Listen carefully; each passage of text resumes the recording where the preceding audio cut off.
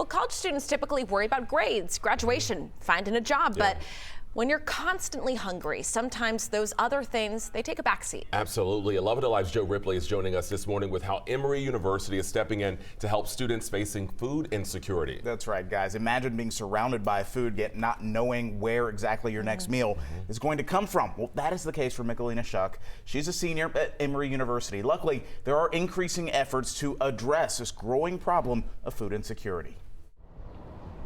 Graduation inches closer for Michelina Shuck, a senior at Emory University. There's so much food on this campus, but sometimes it feels like it's behind a very thick paywall. Shuck works in campus dining, but she often spends more time calculating grocery costs and making meals last longer than on her schoolwork. Making more money, like the other avenues of life that sort of get obscured by the need to just figure out how am I going to feed myself reliably this week. Shuck is one of several students facing food insecurity, not knowing where their next meal might come from. Liz Carlino with Emory Campus Dining leads the community fridge and pantry, some students' main source of protein and produce. It's private, it's anonymous.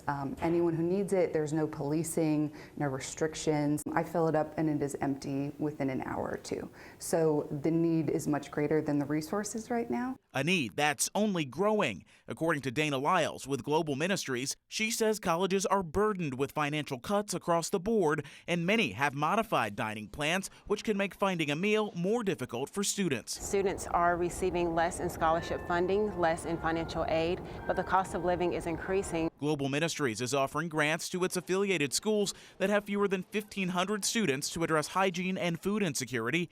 As Michelina Shuck counts down the days to graduation, she's counting her blessings, grateful for resources anywhere she can find them. Healthy, nutritious foods are available to people who are food insecure is so important because it reinstates that sense of dignity and of I am deserving of adequate nutrition. I think is a really important thing to focus on.